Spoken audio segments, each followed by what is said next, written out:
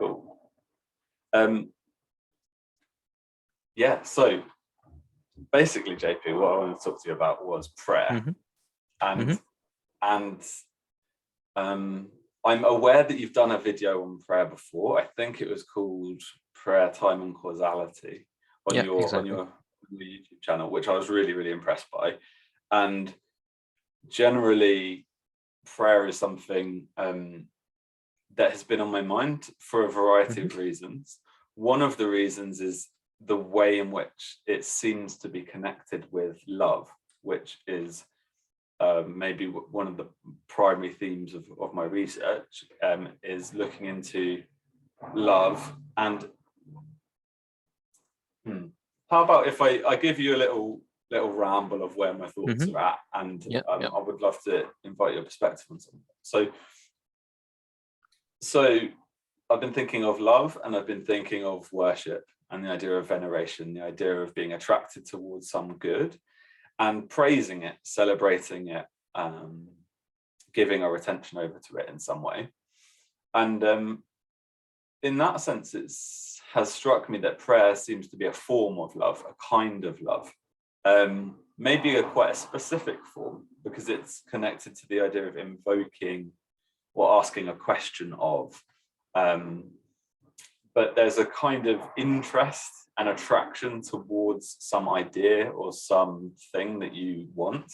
And prayer seems to be a kind of outpouring of love in a very particular way. And so the three estates, that those that fight, those that work, those that fight, and those that pray, were the three estates of the medieval era. And so this idea of those that pray is just on my mind, I guess. And so one of the particular connections that I wonder what you think on, basically, is the idea that how can I say it? So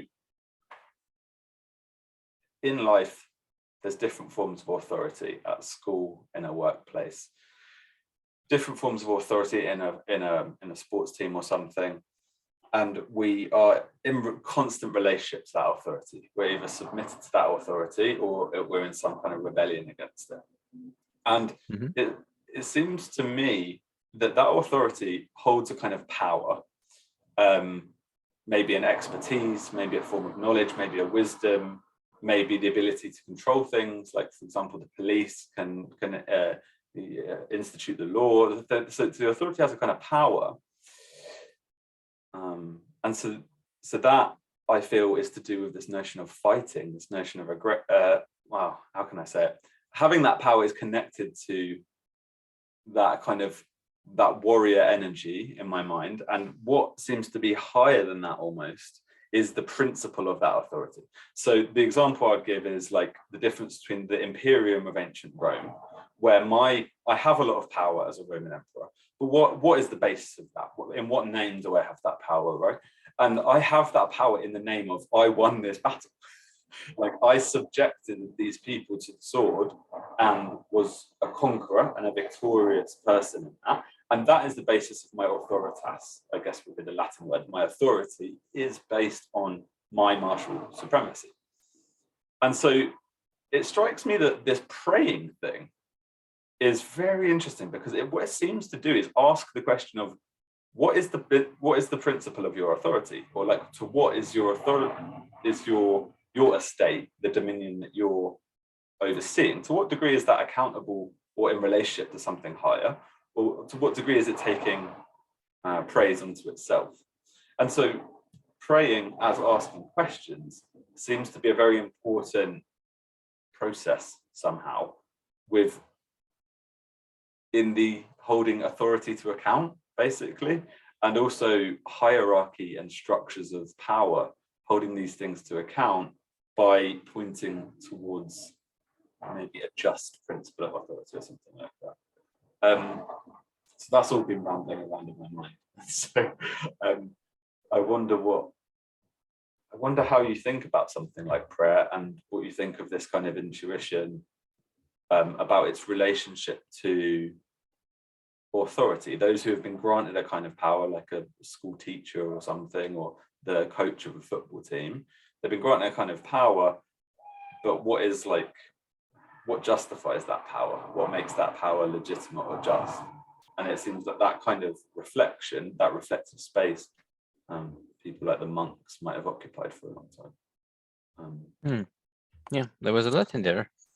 Earlier on, you talked about love, especially. I was just wondering, like, how do you define love first? Because you talked about how you would try to fit prayer into love, but like, how do you define love itself? Yeah, I mean, there's lots of subtleties to that question. I guess one of them is to put human love in perspective. So eros could be a useful word for human love, and agape could be a useful word for divine love. So there's shades and degrees of meaning with it. So, but what I'm kind of thinking of when I'm talking about prayer is this kind of erotic impulse, in the same way that I'm hungry and I move towards some food to satiate me, and that's a kind of small level love. At a bigger level, I could ask, why am I hungry, or why are people hungry, and what kind of these kind of movements actually are movements of concern and desire, but for some higher object instead of a lower object. And so eros, I guess we could use more specifically, is a kind of attractive love where it's a movement of my will, my desire, to unite with a kind of good, whether that's some kind of attractive good. So I guess that's kind of what I've got in mind with when I'm using the word love with prayer, because there's a kind of attraction towards certain ideals and certain principles, like intellectually. There's a kind of eros, there's a kind of attraction in the intellect to ask certain questions, even, which seems to connect to things like science and stuff like that. Okay. Yeah, I don't know how much I'm going to be able to help you, because I haven't thought too much about it, like in the terms you've been speaking of today. But maybe we can try to discuss and try to think of a few things. So about the relationship between power, authority, prayer, love, and like that thing you talked about earlier. Have you thought about the idea of, let's say, prayer happening always bottom up? I don't know if, let's say, if you're in a city and you can pray to your mayor, like by asking something to your mayor, like you're asking something above you in the hierarchy, but like for the mayor to be legitimate, like he also has to be answering to some higher kind of authority, and this has to keep scaling up until ultimately you reach to God himself. So like there would be this whole hierarchy of sort of, I guess, maybe authority going down and prayer going up. Do you think that would make sense? Yeah, that's kind of the intuition, and I've a lot of the stuff Jonathan Pageau's talked about has really helped shape and give form to this intuition. But that seems right. So like the idea that there's a kind of name coming down, and that there's a kind of objectivity to that name. Like there's some, it's kind of similar, like in England, like we still have the monarchy, like we have the Queen as this kind of, she names the government basically, and so the government has to kind of pray to her authority to be legitimate. Sorry. So yeah, that's the kind of intuition I'm getting at, and then it feels like, so there's a kind of asking from below, and then a kind of there is a kind of power to organize resources given to an authority. That's kind of what the definition of it is. But the willingness, emphasizing the will there of the body to participate in that authority Mhm. seems to be derived intrinsically to something higher, to some. So even in like business speak, there's a lot of ideas of like that your company, like the business has to be more than this particular enterprise. It has to inspire its people. And then there's talk about certain ideals and certain environments and certain principles that would make people want to submit to the authority. Mhm. And so yeah, I think we're tracking in terms of that notion of prayer. I guess what's especially interesting is that because the authority can become more subtle, especially if I think of the hierarchy you talked about earlier between those who work, who fight, and do pray. Like the kind of authority that the clergy has isn't direct, like physical authority. It's a subtle spiritual kind of authority. So that's interesting. Like, so it makes it like weaker in a sense that it's not as direct. But oddly enough, it still seems to be like what allows, like if societies respect this kind of higher spiritual authority, then they seem to do better and to last for much longer. So it's more subtle, harder to perceive maybe. That's what makes it, that's what can be surprising, I guess, to modern people when you start thinking about this kind of hierarchy. Like, yeah, that's totally it. And that's why what's really energized some of these questions is I was reading about Constantine and the Emperor Constantine, like Tom Holland, a historian of like ancient Rome, and has talked about this notion of the imperium as where we get the word emperor, and the imperium being based on a certain kind of martial authoritas, right? And authority. But then Constantine, I'm reading Diarmuid MacCulloch's A History of Christianity. It's an amazing book on ecclesial history. And he mentions that for Constantine, for the first time for any Roman emperor, his subjects were actually like kind of praying to something even higher than him. And even he, by converting, it's almost like by converting to Christianity, he is praying to and subject to the Christ as king, you know. So how that transforms identity, the notion of the city. Like, I'm learning too that Rome didn't fall, which is an amazingly surprising thing to learn. Like the city, Constantine converts in the early 4th century and declares a new Rome in Constantinople. And basically the actual city of Rome itself falls to the Vandals. But there's some kind of strange, it is subtle, like you're saying, it feels like there's some kind of strange thing in the prayer structure because Rome is, as the eternal city, is then kind of like given a new name under Constantine and a new identity under Constantine and all of this. And that seems to be trans contextual or like beyond tribal levels of identity. There seems to be some way or some glimpse of the eternal city in that move. And so and then continuing on this theme is like historically the monks usher in that subtlety you're talking about there. So the monastic institutions of Europe, the abbeys, the monasteries, etc. Okay, so it's almost like their authority is okay. So this is, I know a lot of it's intuitive. That's why I'm like discussing it with you. Is it's I'm almost seeing it like those that fight are like something like the town mayor or the CEO of a business or someone who has, or a head coach at a football club, okay, something like this, has a kind of dominion and has a kind of ability to affect through their body. But the crucial link to me seems to be above them. What is the link between their local or earthly authority and the principle of authority itself, or the principle of justice itself.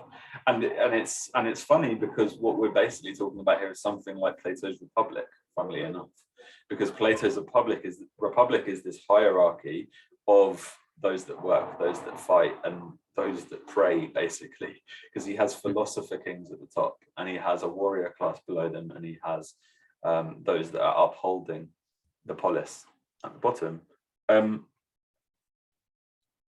So I agree with you, it's subtle. I agree with you, it's kind of invisible, but there seems to be a problem, and that problem is that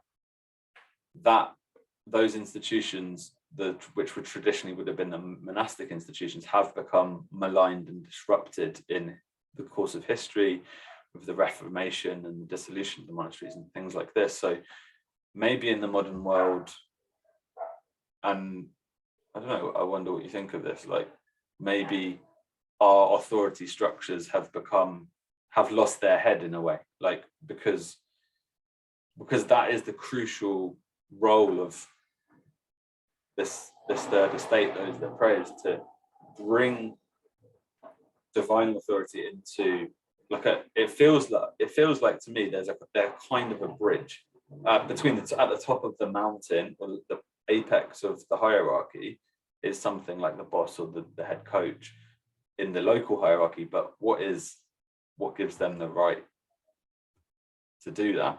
And that's a question, that's a prayer to kind of ask that. Yeah, but I do think this has happened. And I don't recall exactly how this went initially, but there was a rupture. You can see rumblings of that in the Middle Ages, where there's like the ecclesial hierarchy that can sometimes try to sort of overstep its authority and going sort of layers too low. So rather than like exerting spiritual authority over the earthly authorities, like the church tries to itself have earthly power and to sort of sidestep the kings.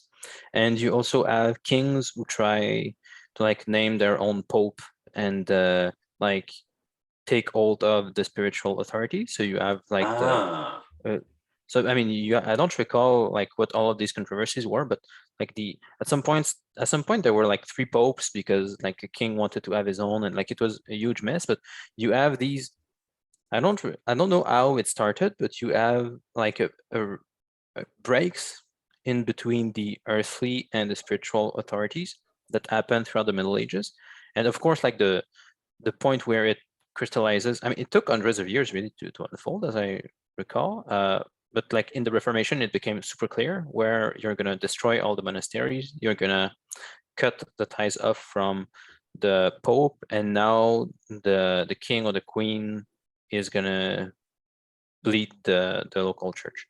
So, and are they going to self-name? Do you think that, because it feels like there's a connection between that the rebellion against the traditional spiritual authorities, and a kind of self-naming. So with all forms of Protestantism, and there's something kind of beautiful in it, like in the sense of like the Quaker spirit, or the Quaker spirit and their impetus for social change, and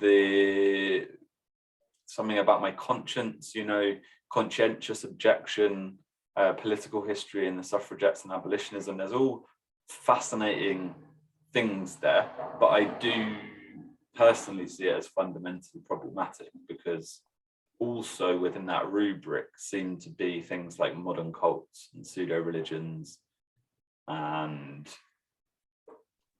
those problems. Yeah, because you sort of set up a problem that you won't be able to resolve. So like if you're willing to rebel against your authorities for a certain reason, then like that same move can be applied in the future again to you. And there just doesn't seem to really be a way around that. Like the ways that the good reformers have done things in the past was to, like, they clearly point out what's wrong in the hierarchical structure. They can even decide to not participate in some things as they oppose, but like they'll take the consequences and they won't try to self-name. They won't try to start their own thing. So like a good example I've heard Jonathan mention is, let's say when Saint Maximus the Confessor was opposing the emperor in Constantinople. I don't recall what the exact controversy was. It was like a theoretical debate that the emperor was like taking a Yeah, certain position on, and yeah, Maximus wasn't having it. And like the emperor answered that, well, if you keep doing that, I'm gonna like cut out your tongue. And Saint Maximus was like, okay, you're still wrong. So he got his tongue cut out, and then like the emperor did the same thing. He said, well, if you keep arguing against me, then I'm gonna cut off your hand. And Saint Maximus kept writing, so he got his hand cut off. And then afterwards he was exiled. So that was a way to oppose, and ultimately like Maximus was proven right, and that heresy didn't keep going. But like another way to reform, which like didn't follow that pattern, was what Luther did. So like it was good for him to point out the corruption in the church. You need that from time to time. It's really good, but like you have to take the consequences and not try to start your own thing. Because like as soon as Luther like set up the pattern that from now I can set up my own thing, then like people can do the same thing to him and like reject his authority and start their own thing. Like it has, you have to be anointed, you have to be ordained. So if you start self-ordaining, then it's just gonna keep going on forever. So, and as I said, it's not like Luther came out of a vacuum. Like there was precedence for this kind of stuff where the ecclesiastical hierarchy would try to act too low, or where the kings would try to take over something that was higher. So like Luther didn't come out of nowhere, but it's still a good example to show how to point out the corruption in an institution without setting up that problem of endless rebellion that we're seemingly stuck in at the moment. yeah, because Tom Holland has argued in his book Dominion about like the patterns of reformation that were already there within the church. But yeah, that is, I love this, JP, where we've got to here, because I think this is really the kind of heart of, I guess what I'm asking is like this, because they're both doing the same thing, right? Like I guess what you're saying is there's a different way of doing it. Like the actual pattern of the idea that my local authority could be tyrannical, we could say. That is kind of almost going to always be the case, or at least in this world, perhaps, like that we're kind of eternally going to confront that. Okay, so then that sets up a problem. And then I guess it's kind of connected to Genesis. Like, is it humility or is it pride? That how do we respond to that? And also, so you asked about love earlier. Another word for it instead of eros is agape, and which means more of a self-sacrificing form of love. And so what I hear in what you're saying is that the way Maximus responded to a corrupt hierarchy was through love, was through agape love, was actually the deep humility and the pouring out of what do I want to say, his own personal will, his own personal, maybe is it his personal will, something like that. It's pouring out, because it seemed connected as well to humility and to ignorance and to the idea that I know what's better. So it's like I can critique the hierarchy, but then maybe is the next step that I think I know what to do. because maybe it feels maybe there's something there, because if I feel like I know what to do, then of course I'm going to self-name, because it's like that's corrupt. We can all agree that's corrupt, but what's going to come in its vacuum? And if I feel like I'm full of knowledge about that, maybe I'm going to be quite puffed up with that. I wonder, what are your thoughts on it? Because I think you've been specified this difference really clearly, and I'm curious about what causes it. Yeah, I'm not sure if, let's say, being critical of your authorities necessarily means that you'll have to self-name. I think maybe the difference is that Maximus like still fully acknowledge that authority has to come from above, that you have to be ordained, or you have to be, yeah, authority needs to come from above. So you can criticize the emperor knowing full well that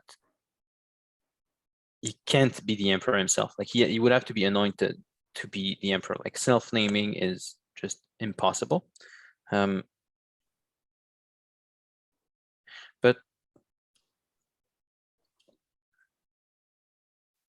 so I'm trying to think about like what would the difference be with, let's say, Luther.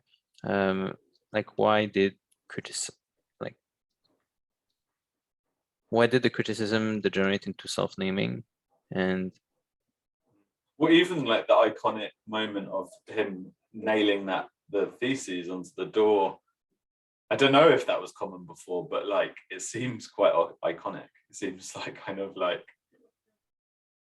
yeah, like this is where, like, because it seems like it's more about the way in which it's done, that, or like the spirit in which it's done.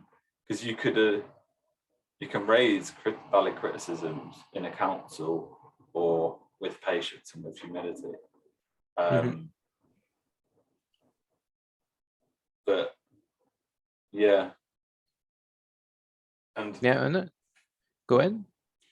well, yeah, it seems connected to the idea of Adam naming the animals and God naming Adam, and there being a kind of justice to that pattern. And then it's almost like, if we are built in the image of God and we can almost like name at will, which we kind of seem to be, the logos is pronounced in human beings, like we have an ability to name things.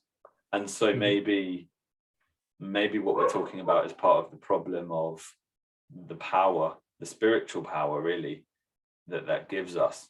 Because Jordan Peterson has talked a lot about the idea of the lie, like deception and like lying. And to deceive someone, I basically need to name certain things. I need to speak reality in a certain way. And so it feels like that's kind of connected. Versus what? Versus knowing the word of God, or knowing the archetypal or primal word, and conforming my words to that. I don't know, it's a fascinating one, because it kind of gets at the idea of like the place of just my personal opinion and free beliefs and these kind of things that are so much the concern of the modern world. Versus almost like my thought and my words being a slave or submitted to, yeah, a kind of good. Yeah, I remember a really cool story Jonathan told me about Saint Simeon the Stylite. So Saint Simeon the Stylite is an ascetic who spent like most of his life on a pillar, so like several meters up in the air, and he would just like be there and prostrate and pray and just nonstop. And naturally, people would recognize like this asceticism and like this intense life of prayer as valuable, and they would come to Saint Simeon and ask him to pray for them and so on. So it was like getting popular enough that at some point some people in the hierarchy were like skeptical of him, like they thought that maybe it was prideful, or like they didn't like that. So like some priest or bishop came to Saint Simeon and asked him to climb down from his pillar, and like as soon as he heard that, he obeyed and like started climbing down the pillar. But then like I don't know if it was this same priest or bishop or someone else, as soon as they saw that, they were like, no, please step. So they it's a great image. I love that. Yeah. So it's a great image of the spiritual, let's say, invisible authority, like being willing to submit itself to the lower, let's say, official hierarchical structure of the church. That sort of happens lower, in a sense, you can say. But then inversely, when the hierarchy recognizes that like the ascetic, the spiritual authority is willing to to do that, then automatically to sort of give them their credit again. And there are other kinds of stories like this where, I mean, you can also trace it in Peter and John, I think, in the church, where Peter has the more explicit power and John has the implicit spiritual power. So like, you'll often have this kind of dynamics where like Peter will be out there doing stuff and leading things, but to get to the heart, like he'll go through John. So there are several episodes of this if you notice it in John's Gospel, especially. Okay. Let's say, just to give one example, during the Last Supper, so Christ says that one of his disciples is going to betray him, and like Peter wants to ask Christ who's that's going to be, but he actually goes through John. Like I think Peter asks, John asks Christ, and then Christ answers. And like there's this general pattern in John's Gospel where like Peter will go through John to get to Christ, and you also see the same thing with Mary and Martha. Like the two sisters, not Mary, the mother of God, but Mary and Martha, where Martha will go through Mary to speak to Christ. So there's like there'll be a relationship where like the explicit power, the explicit leader, let's say, will go to the spiritual authority, and the spiritual authority will like actually help the earthly power. So there's this relationship of love both ways, really, where the lower is willing to ask the higher, and the higher is willing to like give itself to the lower as well.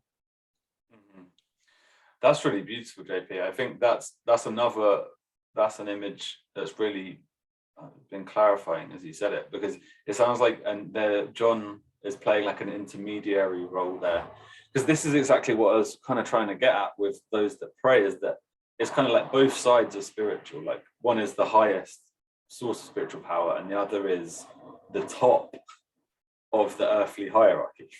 But as a spiritual, like what is the condition of their spiritual legitimacy or something like that? Like how, and the intermediary who John you're describing as John here is kind of a bit like Hermes or Mercurius, or maybe like angels, whichever images we use, like the idea of an intercessory spirit that goes from a spirit to a spirit, but like from the ultimate source of spiritual power to a local way in which that's being incarnated. And and therefore like it would make sense that such people would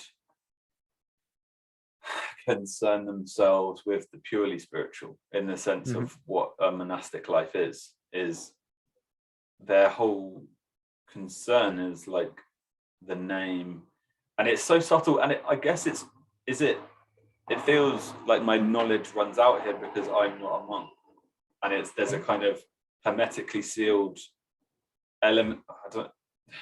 There's a kind of secret and a kind of mystery, shall I say, to what they are doing and what they are preserving there, which is why when you call it like subtle, it's like kind of subtle and invisible. And yet, it's such, my mind's going, one of the things I wanted to do is ask you a bit about prayer and about your video on prayer, so I do want to return to that.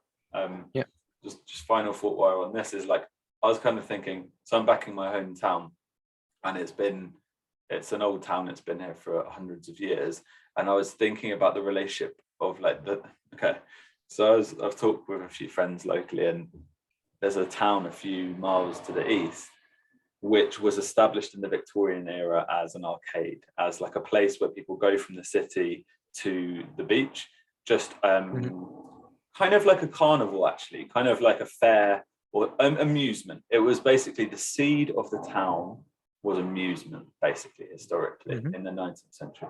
Okay. And then you compare it to this town, which is nearby and basically similar in size, but it seems to be much deeper rooted, and it's hard to articulate. It just feels that way in terms of its identity. And it's connected, I think, to the parish, the local parish, and the guild hall, and these and the insignia, and there's kind of symbolism happening. But my point is that it's almost as though the soul of the town has managed to preserve itself over time. Mhm. And that this other town, which was a more recent thing, and its telos or its logos, its purpose was this amusement, Victorian era amusement.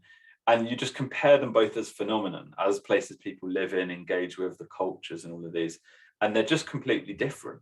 And it seems that that bears precisely on this question you're talking about, this subtle idea of like, whoever the local authority is, whoever's currently living in the town, or whoever's currently the mayor of the town, say, that matters, but there's like a deeper sense of the relationship of the town to hierarchy or to cosmic hierarchy, and that's connected to the local parish and the church and these things.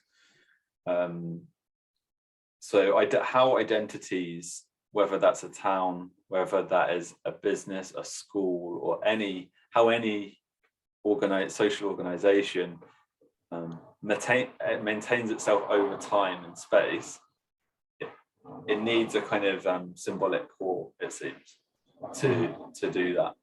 And the monks seem to mediate that, and I don't understand how. I mean, do you know? Well, I don't understand how in an intimate way, because I think there's some kind of mystery there. But I think that's basically the ground we've covered. Yeah. I mean, it's accessible in the sense that you could become a monk, like you could spend tons of time praying to discern like spiritual realities better, and then it would be like visible to you, or more visible to you what's going on. But yeah, it's going to be more mysterious if we stay in the world. But I think you're right about like saying that, let's say, cities or groups in general need angels, like they need a spiritual principle to hold them together. And like if you don't have, let's say, monks and priests explicitly like communicating with those higher spirits, and like also consecrating the city to a certain patron saint or a saint angel, like if you don't do that explicitly, then you're going to have other spiritual identities that are going to come and rule nonetheless, and you may not like them. So like the amusement town is a good example. Yeah, right. Okay, that's a really interesting lens on it. So it's going to be a spirit either way.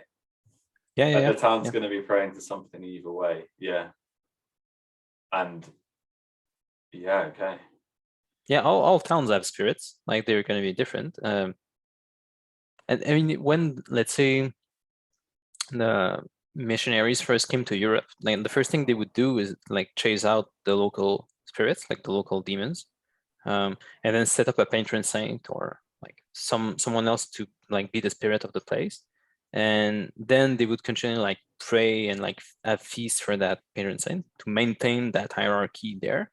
And if you don't maintain it, then something else is going to take the place. Like, in some cities, like it has become, I don't know, maybe it's just some places it could, I think of examples in the States because it's more obvious there, but like in some cities, I don't know, maybe it's greed, maybe it's, in some places it's just like gambling or sexual perversions. Like there's like cities will have different spirits. If you don't consciously, like Sin City, yeah, Las Vegas. Yeah. It's called Sin City, right? Yeah. So if you don't consciously maintain a spiritual hierarchy to good angels, let's say, then you're still going to end up worshiping something. It's just going to be lower. Yeah, I mean, that's kind of terrifying, but also, yeah, completely true. I mean, that thought, I think, was really significant for me, to kind of embracing Christianity and religion, but like more specifically Christianity, but like the whole notion of what you just said. I think it took me time, and it took me pain, and it took me reflection to come to that. But like, yeah, like we're definitely praying to powers either way. Like, I don't see how one just steps outside of that truth, and that those powers can be kind of terrifying, and that those powers were known and are known in scripture. You know, that there's a space afforded by scripture that talks of these things which have been known, like, since the creation. Yeah. So I guess we could do a little pivot here. Into, I guess it's related. I'm just wondering how you conceptualize of how do you think of prayer? Because I guess what's on my mind at the moment, I don't know if it's right, is this connection between asking and prayer. And I think there's an etymological thing there, the idea of the invocation. So that's currently how, when I hear the word, I kind of think of it. And so I'm curious, how do you understand prayer? Yeah, I think the way I see it is by trying to connect to something higher. So it could be very direct, like trying to pray to an authority. You can ask something of a higher authority, and then you can receive instructions maybe. But also, like at the highest, obviously, it's trying to pray to God, or maybe to angels or saints. But the way that we have to make sense of it when we get to those higher levels is, like, obviously, if you're praying to something that is outside of time, like God, it's going to be different from when you pray to, let's say, the mayor of your city. But it can be difficult to, let's say, take seriously for certain modern people. But what I like to do, and it's what I did in the article you mentioned earlier, is to take some, let's say, examples that are closer to us and that are less controversial. So if you're doing mathematics or engaging in some other activity where you're handling very abstract truths, like mathematical truths that are true outside of even space-time, like when you're doing that, you're connecting to something that is outside of space-time. Like in traditional Christian cosmology, you'd be interacting with the ideas of God, with something in the mind of God that exists outside of space and time.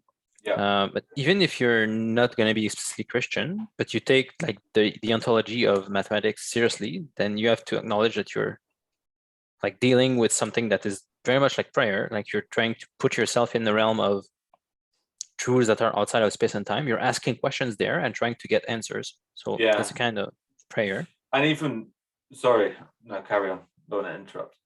Oh yeah, I mean, I was just gonna say, so this is true of mathematics, but it's true in general whenever you're trying to deal with abstract truths. And then, like, it can also happen at lower. And the only other thing I'd like to add is that when you do that, you're gonna, it's not just, let's say, a purely intellectual thing. It's also gonna have causal effects in the world. Like if you build a bridge because you found the theorem, like you're having causal impacts in the world. And also, I think it's plausible that there are going to be sometimes causal impacts that won't even just go, let's say, through the intellect of the person who's praying. I think there can be further causal influences. And an example I use is actually lower in the hierarchy, but it's in the placebo effect. And we could take other phenomena where the higher will inform the lower in ways that you can predict if you just looked at the lower.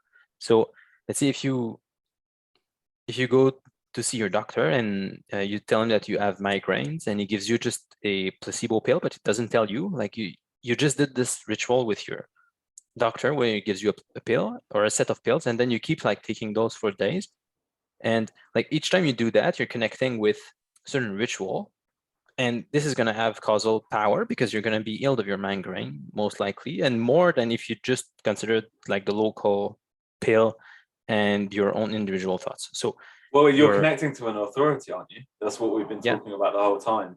But there's a kind of charisma and a charisma, trust, power that something like the doctor has in our society. And just even like being submitted to that and not being submitted to that is a big deal, it seems like. This is the healer. This is the healer. They have spent their time healing. They're an expert in healing. And so I think there must be something of that going on there. Yeah, and it doesn't work if you don't think that the doctor is an authority. Like if some random person comes up, or if you like are skeptical, like it won't work. Like the placebo won't work in that effect. Like the ritual won't function. So, and it's not so surprising. There are tons of examples within nature of the higher informing the lower in non-predictable ways if you were to just look at it bottom up. So I think prayer is just, especially when you pray to God, you're doing that at the highest possible level, where you could have causal influences that aren't predictable if you just look at nature. But I mean, the same kind of thing happens even if you just do mathematics. Like you couldn't explain like why an engineer comes up with like a certain bridge if you were to just look at atoms. Like he's connecting with abstract mathematical truths that are outside of the mere ontology of space-time. No, I totally agree with that. Because, you know, geometry, building, the manipulation of three-dimensional space, all of it presupposes mathematical, a kind of real ontology to the mathematics, I think, underneath that. So even like the idea that numbers are real. So, okay, this is interesting. So you're saying you said it's the lower submitted to the higher, I think, was your definition of prayer. Or I wouldn't say necessarily submitting. It's more about asking or trying to enter into a relationship with the higher. Yeah, I would say. Yeah, I like that. It's going to be a kind of questioning and listening. Right, because there's a kind of expectation and relationship there, right? Like the idea, like I guess you don't ask something you don't at some level expect an answer from, or could think that that could answer. You know, like I think there's and I think there's something about magical thinking to that, like the idea of like that my invocation, that something I call and something can respond. And I guess those intuitions are formed by, well, a naturalistic way of seeing it could be that they're formed by social bonds and the unique image of humans, like human beings. We live in networks of relationship, and so, well, I guess we're praying from our earliest days. But I guess the claim here is that yes, that's what's happening locally within human hierarchies, but that is an image of a kind of cosmic up and down, that everything's in this whole thing of prayer. I mean, I'm perfectly fine with saying that, see, explicitly theological prayer builds upon natural and biological kinds of prayer. Like even animals pray to some extent, like when they, like, I don't know, when a monkey communicates with the highest monkey in the tribe, when and even at the lowest layers, when, let's say, a certain an organelle, I think you say, when an organelle is like broken in some way in a cell, and the cells, and the organelle sends some signals to the nucleus to get healed, and that's a kind of prayer too. You're like the organelle is communicating with the highest, with the form of the cell, and then the nucleus will respond by like creating some new proteins maybe that are going to go heal that organelle or maybe replace it. But like there's a kind of communicating to the higher that happens even in cells. And I think if you look, you can find these kinds of things all around nature. And so I think like you could say that prayer is built in, the communication with the higher is built in from nature, from the very bottom. But with human beings, we take it to the highest. Like we exact this capacity to ask to the higher, and we put it to the highest, to something that is outside of space and time altogether. So, I mean, this could be an interesting note to discuss and maybe look at wrapping up on. Would be so. Okay, so why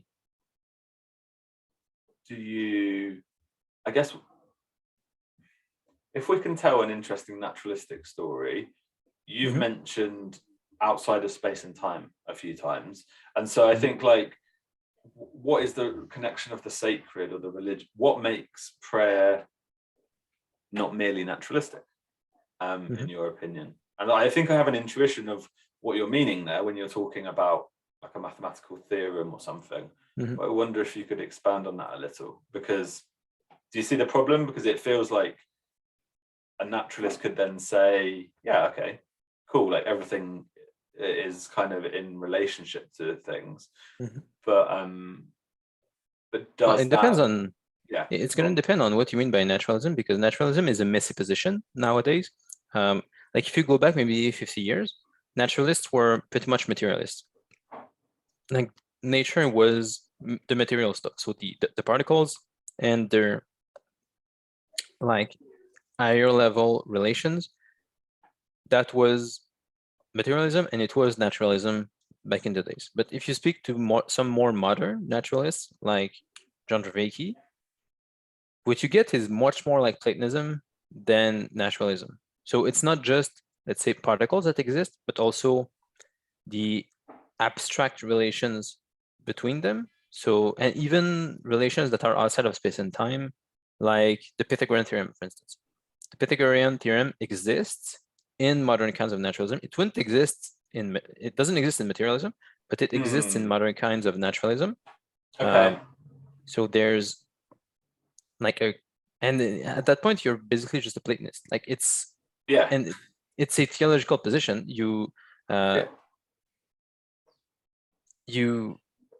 I'm fine with naturalists who want to they're bringing the logos, really, like this interconnected ground of abstract truths, like this interconnected set, because all mathematical truths are all connected to one another, like they're all true together, and all abstract truths in general are sort of intermeshed into something like the classical nous, like the Neoplatonic nous, or the mind of God. Yeah. It's the logos. So like this truth that grounds like everything in the world of manifestation. Like Christians would typically call it supernatural, because it's a useful definition to say that there are things Yeah. in manifestation, and then there are things that are beneath manifestation that ground this manifestation.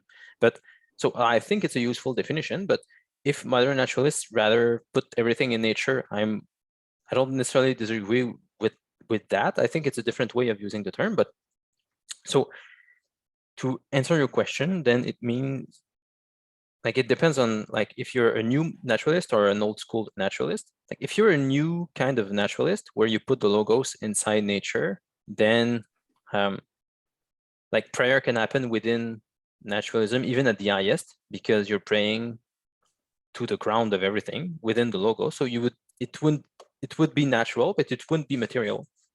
You could pray to things that are outside of space and time. But if you're an old school naturalist where you're a materialist, then like prayer can happen, let's say, within the materialist frame up to a certain layer. Like you can pray to your mayor, you can pray to even to your spiritual earthly authorities. You can even do that within the materialist frame. But like if you try to go higher, then you would be like praying to something supernatural in that sense of the term. But I mean, there are more things I could say, but yeah, go ahead. So that second thing you said was what I was trying to get at.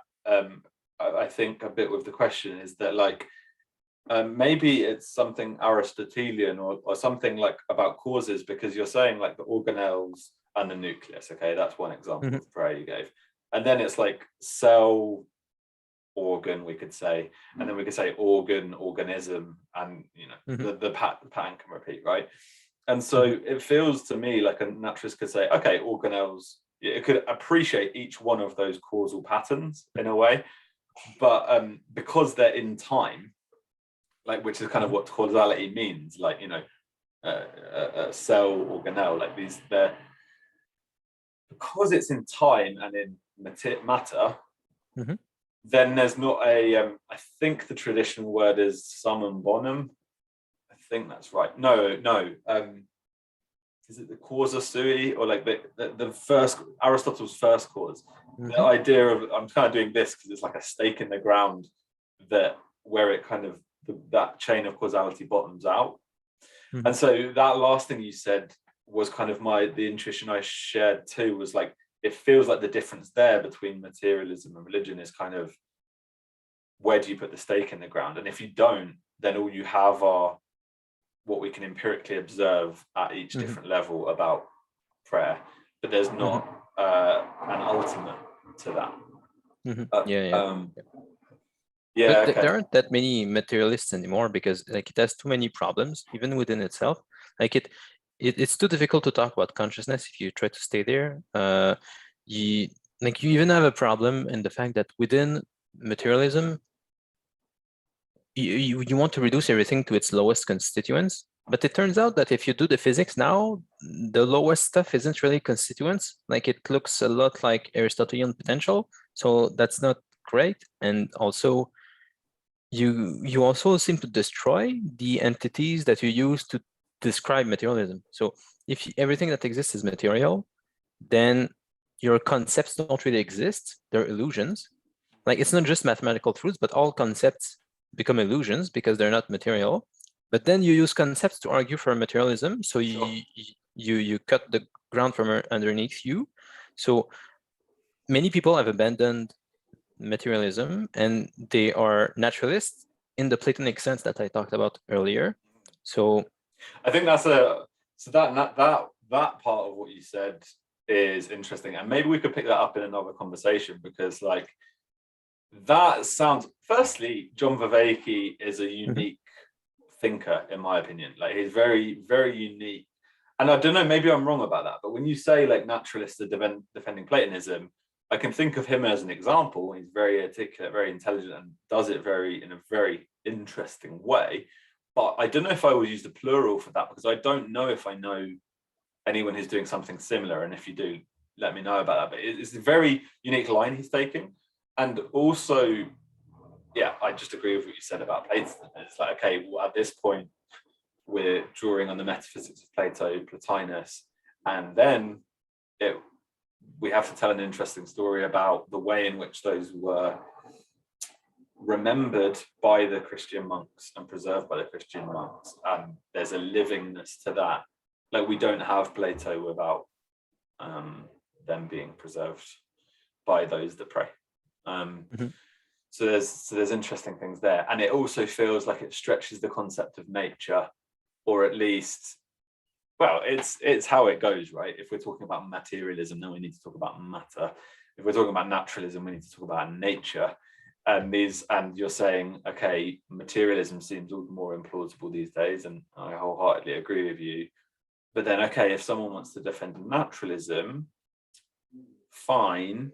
But then it seems like my problem with that is that it just gets a very expansive conception of nature, and maybe quite a modern, and almost definitionally quite a modern sense of nature, because we're taking into account things like quantum potentiality and relativity and all of these things. This is very different from the Greek physis, like this idea of the physical that moves, the realm of change and flux. Like that's nature, but is what John Vervaeke is talking about nature? I guess so, within a very modern. Yeah, it's a strange one. It's like it's taking into account the viewpoint of modern science, which has learned tremendous amount of things, like about what you just said, about how if we dig down, we can't really get to any final reductive principle there. Okay, well, that's a bit strange. And then we don't actually have a theory for how relativity fits in with quantum. That's my understanding, and I'm ignorant about these topics, but we have a relativity theory that seems right, and a quantum theory that seems right, but we don't actually. They're actually divorced at the moment in some way. They're not married by. And that's the search for the theory of everything, I think, is the word for it. But yeah, I mean, I don't really mind letting people use whatever terms they want. Sure. So I mean, when I've been speaking with John, since I understood that's what he meant by nature, I've just been trying to work within that frame, let's say, when I speak with him. So, but I don't know, let's say, how idiosyncratic John is in that. He's described himself as fairly mainstream. I think where he is different is in how explicitly Platonic he is. That's not as common. I know of some authors who are explicitly Platonists. So one that John has mentioned, I think Scott Berman. So he's a philosopher who defends Platonism as an ontology for modern science. But much of what John says, you can trace in the latest generation of cognitive science. So 4A cognitive science, which is like fairly mainstream now in cognitive science. And I don't know that it's explicitly Platonic, but if you know Plato, you'll recognize it because they give lots of weight to, let's say, relations and not just to matter. So, but they're not explicitly Platonic. Like I don't really hear them speaking about the reality of mathematical truths and that kind of stuff. They just don't seem to speak much about this. They still like try to speak about spatial temporal entities, but it becomes quickly apparent, I think, that like Platonism is a good frame for this generation of cognitive science. So that's why John is explicit about it, but I don't think it's that rare. So, I mean, I don't really mind using that ontology to speak about Christianity, because at that point, I mean, if you have Platonism, it's not a huge deal to bridge to Christianity, like the church fathers did. Like you need to tweak a few things, but mainly you have something good. It's not like arguing against materialists, where before you can even start to speak about Christianity, you have to break their frame and expand it a bit. It's much easier to do with someone who's like a naturalist in John's sense of the term. So perfectly, I'm fine with using that. Yeah, okay. Yeah, it's interesting. I'd like to discuss that a bit more another time, perhaps. Yeah. But it's yeah, because I think we've had just like some of the breakthroughs in modern science which have happened really recently in terms of history are something we're trying to digest. It feels like as a culture, we're trying to assimilate what on earth that means. Like the fact you just said about like a few generations ago, it would have been reasonable to think like, oh, there's something down there. There's like an atom, and that's not really a reasonable position anymore because of the quantum is very strange, and having a hermeneutic, having a worldview, or to make sense of that is it gets theological and metaphysical very quickly, it feels. Yeah. So thanks, JP. Thanks for taking the time out today. Thanks. It was fun. Always nice speaking to you. We should do it in the future again if you want to speak more about naturalism. Yeah, I'd really enjoy that. And I found this thanks for talking, because I found it really clarifying, the talking about prayer and authority. I found all of that super clarifying, and that's good. You may like reading John's Gospel. I think you see that really nice in that Gospel. And I made a video with someone a while back on my channel about the symbolism of the active and the contemplative with Russell. You may want to check that out, but I think you'll like reading John's Gospel if you keep that in mind. Cool. And so you made a video on your channel, was the last thing you said? Yeah, it was a discussion with Russell from the symbolic world a while back. Oh, right. Okay, I'm going to take a look at that. So yeah, I'll turn the recording off